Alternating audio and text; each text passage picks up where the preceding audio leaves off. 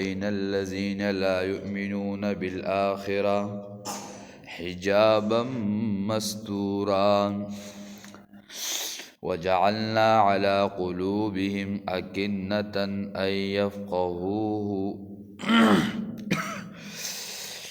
وفي آذانهم وقرا.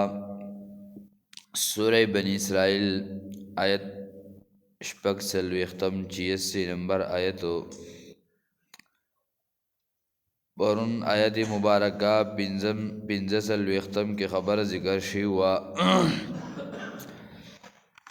او باغې کې د قرآن نه انکارو او باغې کې نبی علیہ الصلوۃ والسلام ته تذکره وا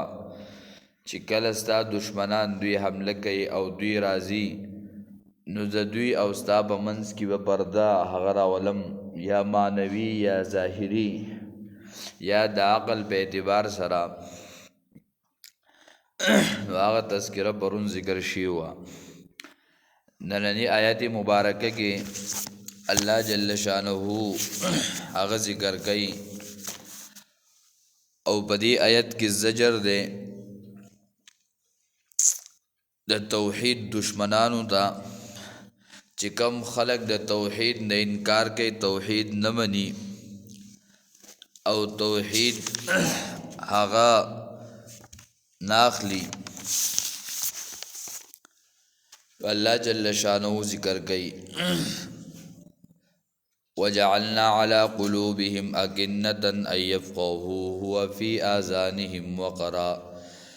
پیدا کړی دی منګه د دوی بزرونو باندې پردې منع کوونکي د پوهې د قرآن نه، وفي آذانهم وقرا، او په غوږونو د دوی کې درنوالی دی. نو دلته د توحید نه انکار دی. الله و سترګې مول ورکړي دي خو دوی په حق نه یې، غوږونه مې ول ورکړي په غوږونو کې درنوالی دی، یعنې غوږونه یې اورېدل نه کوي د حقو. دغه شانتې زړونه موجود دي بلکې حق ورته نه کوزېږي او حق ورته نه ځي. د دې وجې نه الله جل شانه ذکر کړي او یای په دې غوږونو کې دغه قصې کهانۍ دي، دغه قصې او سوچونه دي، دغه په غوږونو کې دنده شوي دي. لکه الله جل شانه سورہ بقره کې 9 نمبر آیت مبارکه کې ذکر کوي ختم الله على قلوبهم وعلى سمعهم وعلى ابصارهم غشاوه. مهر والده الله تعالی بزنو د دوی باندې او بغوګونو د دوی باندې او بسترګو د دوی باندې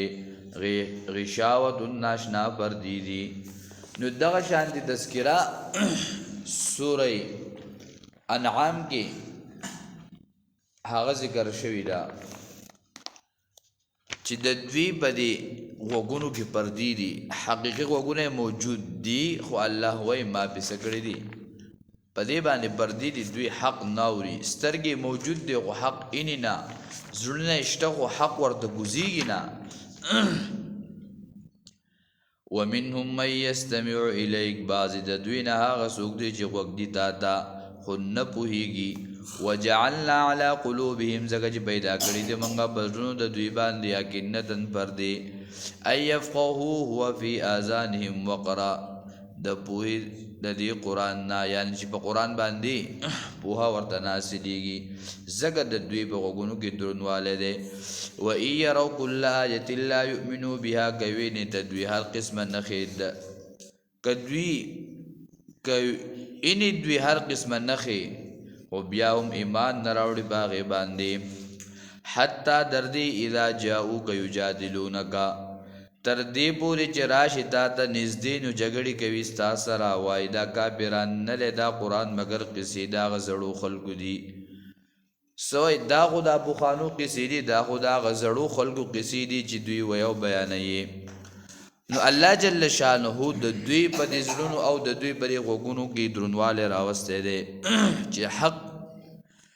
کله وایي د دې ملا سره مې بغض دی، د دې ملا سره مې نه لګي.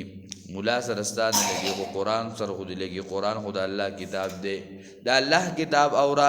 د الله کتاب د وخت دا نو چې د الله کتاب اورې د الله کتاب د وخت دی نو بیا دې په زړه کې انقلاب راځي ژوند به دې بدلېږي په ژوند کې به د انقلاب راځي بیا به اوچت او په لوی مقام ته رسې خو چې کله دې په غوږونو نه اورېدو او په زړه کې دې بې سوچ نه کوو د الله په کلام کې نو بیا به دنیا کې هم لاندې روانې پس د مرګ نه به هم لاندې زندګي ژوندي قرآن چې دی یهدي به کثیرا ډېر خلک هغه اوچتوي او ډېر خلک لاندې کوي نو چې کم خلک راخلي او کم خلک ورته غوږ دی او کم خلک بې ځان پوهه کوي الله پاک ورله لوی لوی مرتبې ورکوي لوی لوی مقامونه ورته ورکوي الله نو په دې ځای کې پیدا کړي موږ بدلون د دوی کې پردې منع کوونکي د پوهې د قرآن نه چې په غوږونو د دوی کې درنوالی دی په غوږونو کې سري مخکې حجاب مستوره یعنې پردې پټې یا هغه پردې کلکې او مضبوطې د ضد او د عناد دي نو دویم بس ذکر کو چې په غوږونو کې درنوالی دی ای په سترګو یې پردې شوې کلکې مضبوطې د ضد د عناد د وجې نه نو په غوږونو کې درنوالی راغی په غوږونو کې باندې درنوالی دی حقیقي درنوالی یعنې غوږونه هر څه اوري په هر څه پوهېږي خو د حق خبره نه اوري په حق باندې نه پوهېږي او حق ورته نه ښکاري په سترګو باندې په زړه کې په هغې باندې سوچ نه کوي په هغې باندې فکر نه کوي ځکه الله وایي فی اذانهم وقرا په غوږونو د دوی کې درنوالی دی د دې وجې نه که چېرته هغه قصې او کهانیانې ورته وی نو هغه قصې او کهانۍ ته خوشحالیږي په هغې باندې پوهېږي خو چې کله حقیقي خبر راشي نو هغې ورته پته نه لګي په هغې باندې نه پوهېږي پخوا دا قصې وې مشهورې که نه شیخ عبدالقادر جیلاني رحمه الله هغه دا وکړل او بیا تمریز بابا وی دا انور دا یې په کچکول کې بند کو د 12 کالو غرقه بیړۍ یې راوخېجوله وی لوی ځوان پس یو ښځه رالی وي چې ته خو دلته ناست هغه مرید درې سا واغستو او ولاړ وی ښه وی بس دوی خپلې کړه او دوی پردې کړه او منډې منډې څلورم اسمان ته ورسېد چې کله څلورم اسمان ته ورسېد وي هلته یې هغه فرشتې هغه روحونو تیلې ترې راواغسته ویشلوله او یو څه سوکې وله ورکول نو دا کهانیانې او قصې چې اورې بیا به هغه اصل څیز غوږ ته نه راځي که په اصل څیز به بیا پوهېږي نه هغه به درنه بیا څه کېږي لرې کېږي به نو دلته یې وی چې په غوږونو کې درنوالی دی نو بیا مهر په 2 قسمه علما ذکر کوي یو مهر د جباریت دی چې حقیقي غوږ به موجود وي خو بس اورېدل به نشي کولی زړه به موجود وي خو خبره به ورته نه ګوزېږي سترګې به یې خو لیدل به نشي کولی لکه سورې بقرې آیت شو د سورې انعام 25 آیت شو او دویم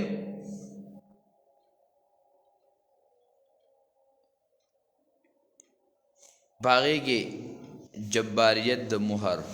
او دویم باغې کې څه شول مهر نو تبعتهم مراد اغستی شي ده په سورې توبه کې په اخرنۍ مخ کې 2 کرته دا خبر راغله او یاد دویمه خبره دا چې د شر خبرې غوږونو ته دومره ګوزې شوي د شر خبرې په زړه کې دومره پرتې نو هغه حقیقي خبرې زړه ته نه کوزېږي په حقیقي خبرو باندې نه پوهېږي نو د دې وجې نه ورته دغه ذکر هغه کړی دی شبیر احمد عثماني رحمه الله په خپل تفسیر کې ذکر کړي دي چې دا قرآن کریم دا هدایت د دې عام دی دا نه پلان کې نه او نه پلان بلکې قرآن څنګه عام دی د دې هدایت هم عام دی او دا یو مؤثر کتاب دی دا چې کله سړی اوري د دې انسان په ژوند کې دا انقلاب راولي د دې انسان ژوند بدلی او د دې انسان هغه سوچ فکر بدلی بیا په خارج کې یو مثال ورکړی دی وی د دې مثال داسې دی یو سړی هغه موجود دی لکه نور سهار راوخېږي سیره وږي او ښه راوخېږي او بس او دې کمرې ته دننه شي دروازې بند نه کړي کړکۍ په ځان پسې بند نه کړي او بیا په هغې باندې پرده راکاږي بیا په ځان څادر راواچوي په کمبل کې ځان پټ کړي او بړستن کې ځان راونغاړي او چغې وباسي وایي انور نه دی راښتی انور نه دی راښتی نو که ته د 50 پیري ووایي خو چې زما سترګې خو نه اوري زه خو نه ینم انور نه دی راښتی نو د دې مثال داسې دی قرآن هدایت عام دی اوس د انور راښتی دی که چا د پیدا واغسته هغه به وي او که څوک د پیدا نه اخلي هم به وي چې کله وخت او ټایم پوره شو بس ډوب به شي د شپې سپوږمۍ دا به راښکاره شي که چا د پیدا اغستې وه نو هم وله پیدا ورکړله او موجودو که چا د پیدا نه راغستې هغه نور ټایم پوره شو خبره څه شوه ختم شوه نو دغه شانتې قرآن د عام هدایت دی چا د پیدا واغسته نو بس ژوند وله ښایسته کو او چا د پیدا وانه غسته هغه وخت څه شو هغه تېر شو وَإِذَا ذَكَرْتَ رَبَّكَ فِي الْقُرْآنِ وَحْدَهُ وَلَّوْا عَلَىٰ أَدْبَارِهِمْ نُفُورًا او کله چې یاد کړي رب خپل په قرآن کې وحده په یووالي سره ولوا علی ادبارهم نفورا نو ګرځي دوی په خپلو شاګانو باندې نفرت کوونکي کله چې د الله یاد راشي په قرآن کې او په یوازیوالي سره یاد شي ګرځي دوی په خپلو شاګانو باندې نفرت کوونکي یعنی تیښته کوونکي بد لګېدونکي په دوی باندې ځکه د توحید دشمنان ډیر دي د هغې نه نفرت کوونکي ډیر دي که ته بیان د توحید کې نو خلق به نفرت کوي که ته د توحید مسله بیانې نو خلق به د مخالفت کوي ولې د توحید اهمه مسله ده توحید لوی عظمت او شان والا مسله ده د دې وجې نه د توحید مسله چې ده شیخ غلام الله خان رحمتا واسعه هغه فرمایل چې هغه بیان خو بیان نه دی هغه درس خو درس نه دی هغه خبره خو خبره نه چې په هغې کې توحید نه وي په هغې کې یووالی د الله نه وي مولانا حسین علي الوالي رحمه الله به ذکر کول توحید مسله خو داسې مسله ده د الله د یووالي مسله خو داسې مسله ده چې په دې کې تمهید نشته بغیر د تمهید نه دا خبره ذکر کیږي ځکه چې کله یو سړی خبره کوي نو په هغې کې مخکې د تمهیدات کیږي هغه ابتدایي کوي نو د الله د یووالي خبره داسې ده په دې کې تمهید نشته بلکې بې د تمهید نه د الله یووالی دی او د قرآن کریم نهج چې وګوري نو کله د جهاد ذکري ورپسې د مسله د توحید راوړي کله د معاشرې د اصلاح ذکري نو مسله د توحید پکې راوړي نو کله کله د معاملاتو ذکري نو مسله د توحید پکې راوړي نو کله کله د کور د اصلاح ذکري نو مسله د توحید پکې راوړي ځکه چې دا مسله د توحید دا ډیره اهمه ده دا ډیره لویه ده او ډیره عظمت واله ده نو دلته ذکر کوي زجر توحید والده مخکې زجر د قرآن ذکر کو وس دلته زجر د توحید ذکر کوي یعنی هغه خلک چې هغه نفرت کوي د قرآن نه هغه په شا ګرځي د توحید نه چې کله ورته د توحید د الله یووالی ذکر کوي هغه نفرت کوي هغه په شا باندې ګرځي بیان القرآن کې هغه دا داسې خبره ذکر کړې ده وی چې کله د الله پاک د الله نوم واخلي نو دوی هیڅ نه وایي دویمه مرتبه یې دا ده که د الله نوم واخلي او ورسره العیاذ بالله بل معبود ذکر وکړي نو دوی خوشحالیږي او که په درېیمه پیره باندې داسې ذکر وکړي د الله د یووالي ذکر وکړي او د هغه بل ته رد وکړي د هغې د نفي وکړي دوی ښه بګېږي یو عالم ورسره مثال ذکر کړی دی وایي د هغې مثال داسې دی لکه یو سړی د کبابو ګډۍ ته ودرېږي هلکه وایي کباب راکړه تش نوم واخلي دویم ورته وایي داسې مرچکۍ پکې واچوه چې سم مرچکۍ پکې واچوه نو قید یې ولګو نو دریم پکې ذکر کوي هلکه مرچکۍ پکې بیخي ماچوه نو دغه شانتې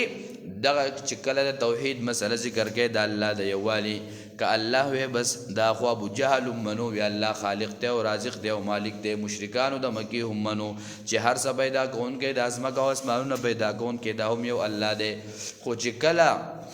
توحید پر ربوبیت توحید پر الوهیت چې دغه الله په ذات کې هم یوازې دی دغه الله په صفاتو کې هم یوازې دی نو دغه الله په ذات کې یوازې ومنه او دغه الله په صفاتو کې یوازې ومنه نو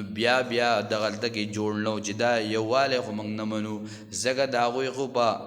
360 معبودان نورو د هر شي لپاره ځان جدا معبود جوړ کړی د سفر او د حضر او د کور او د لارې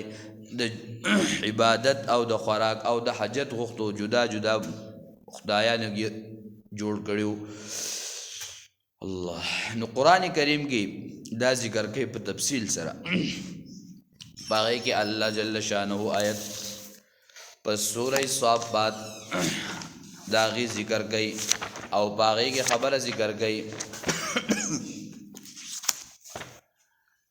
آیت نمبر 35 سورہ صافات درشتمه سپارہ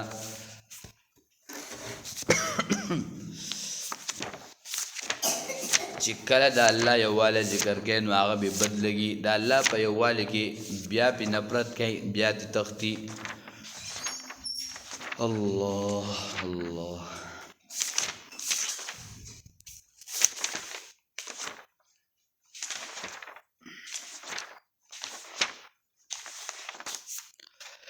إنهم كانوا إذا قيل لهم لا إله إلا الله يستكبرون. یقینا دا مشرکان چې دي کله چې وویل شي دوی د نشته حقدار د بندګۍ سوا د الله تعالی نه یستکبرون نو دوی لوی کوي دوی ځان غټ ګڼي دوی تکبر شروع کی ته ورته د بندګۍ لایق هغه دی د عبادت لایق هغه دی د اولاد ذموار هغه دی عزت او ذلت ذموار هغه دی نه نو په دوی باندې دا خبره بد لګي لیستکبرون نو دوی لوی کوي دغه شان د سورې صاد 5 نمبر آیت کې اجعل الآلهة إلها واحدا إن هذا لشيء عجاب. آیا د محمد صلی الله علیه وسلم هغه ګڼ معبودان لرا یعنی چې 360 معبودانو هغه یو ګرځولیو یعنی مطلب دا چې دا هغه 360 معبودانو هغه کارونه هغه یو معبود لور کړو چې هغه معبود برحق دی چې هغه الله دی. ان هذا لشیء عجاب یقینا دا مسله دا خبر ډیره ناشنا ده. وانطلق الملأ منهم نوراوان شو یوډل د دوینا انمشو زی وصبرو لک شی په بندګۍ علی الهاتکم د خپل معبودانو باندې ایسے ورته وی دا خو اصل لګیا دی خو ګډي وړي وی دی بزل لګیا دی زی راځي جزو مشران پاسیدل کشرانو د وی زی په خپل معبودانو عبادت باندې لک شی او مضبوط شی د پلار د نیکل دین ناوړي دی. ان هذا لشیء یراد یقینا دا خامخا یو کار دی چې قصه کړی شوی دی یعنی دا خو یو قصه ده دا خو یو سوچ دی چې دی هغه ځان پکې برابروي الله. نو دغه شان د سورې زمور کې ذکر کوي آیت نمبر 45 سلیرشتم سپارہ وَإِذَا ذُكِرَ اللَّهُ وَحْدَهُ اشْمَأَزَّتْ قُلُوبُ الَّذِينَ لَا يُؤْمِنُونَ بِالْآخِرَةِ. هر کله چې یاد کړی شي الله تعالی په یووالي سره نو تنګ شي زړونه د دوی هغه کسان چې ایمان نه لري په آخرت باندې او کله چې یاد کړی شي هغه کسان چې سوا د الله تعالی نه دي اذا هم یستبشرون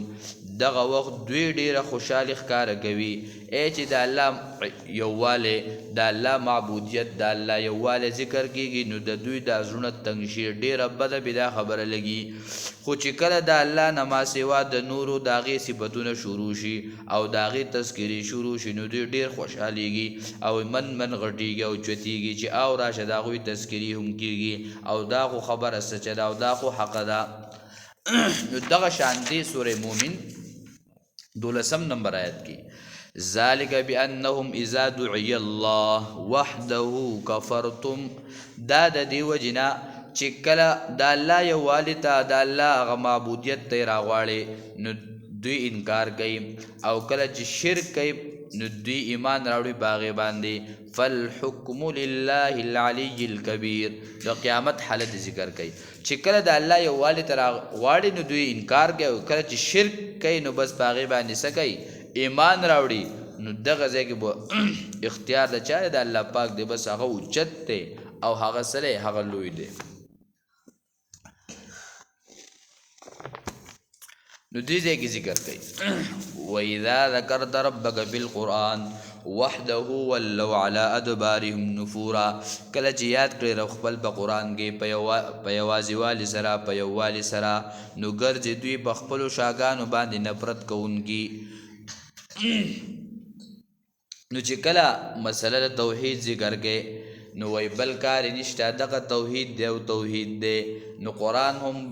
بغیر د هر ځای کې کله د جهاد مسله راغستې ده نو ورسره توحید راوړی کله د معاشري مسله راغستې ده نو مسله د توحید راوړې ده دا د قرآن ذکر دی د قرآن منهج دا دی چې دا ذکر داسې کړی دی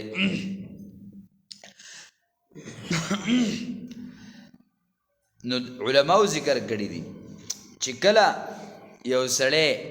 هغه ذکر د توحید کوي نو یو خو هغه توحید دی چې د خپل کور نه توحید جوړ کړی د هغې غټوالی او د هغې لویوالی ذکر کوي د ځان صفتونه کوي د خپل خاندان صفتونه کوي کله د بچي صفت شروع کي کله د خپل مشر صفت شروع کي وایي هغه خو داسې دی او هغه داسې دی نه یووالی او مشروالی او اوچتوالی او عظمت او شان د الله ذکر کا چې په هغې کې د الله جل شانه هغه تا ته نیکي ملاویږي او تا ته د نبی د الله جل شانه محبت زړه ته کوزیږي نو بعضې وی او دا علماو ذکر کړي سفیان ثوری رحمه الله قول میم ذکر کړی و چې کم سړی د کم مولیان ملګري ډېر وي د هغه معاونت ډېر وي یاران دوستان ډېر وي نو دا مداهن دی چې کم سړی چې ته لاړ شي یو ځای تپوس وکړې چې هلکه به دې پلان کوي دا مولا څنګه دی وایي ټول خلکو متفق دي ټول خلک ورته جی کوي د وړو سره وړوکی دی او د لویو سره لوی دی او د ښځو سره د ښځو په شکل دی او د سړو سره د سړو په شکل دی نو ته پوه شه چې دا خو سړی نه دی بلکې دا خو نڅا مشکل دی ولې چې که هغه حق خبره کوي هغه حق ویلی نه شي نو بیا پکې جی او کاکاجي او بس په لاره باندې جرګې د یو سره او د بل سره اوس پکې نوې نوې طریقې راوتې دي ته په اصولي چې په چل ول باندې هغه جدا طریقې اوس مولیانو ایجاد کړي دي په لاره به ولاړې جرګه به جوړه کړي نو بس او چې کم سړی مالدار نو د هغه سره ډېره زیاته جرګه چې کم سړی لږ داسې ډاټ باټي که نه نو دی به ورته کیني ما او پاسي به ورته ما او بس د هغه ځای نه به ورته سلام کوي ته ښه په خیر راغلی او جمعه خو ستا تپوس کوه خو ته خو نه وي او ولې چې د جیب له چولې راځي چېرته پراټې وله راځي که نه او چېرته غریب سړی نو هغه ته په لاره هم داسې نه ګوري نو زموږ خلک څه مثال کوي وایي د کوم ملا نه چې ټول خلک خوشحاله جو ډېر کافر ملا دی کافر ملا دی خو مسلې درته حق نه ده کړې ځکه خوشحاله چې هر ټایم ستا په جیب باندې د هغه نظر چې دی پیسې راکوي نو بیا تا داسې نه شویلی چې دا کار مه کوه که دا کار کوې چې بیا دې مسله بل طرف ته ځي د دې وجې نه قرآن کریم چې توحید ذکر کړی دی انبیاو توحید ذکر کړی هلکه ته د ابراهیم علیه السلام نه ښه شوې چې پلار د کوره ویستو ای ته د پیغمبر نه ښه شوې چې په پیغمبر باندې خلکو لاړې تو کړې خلکو پې خاورې واچولې خلکو پې ویشتو په ګډو باندې او د وینې ترې روانې شوې طایب په موقع باندې انشاءالله د سیرت په درس کې به راشي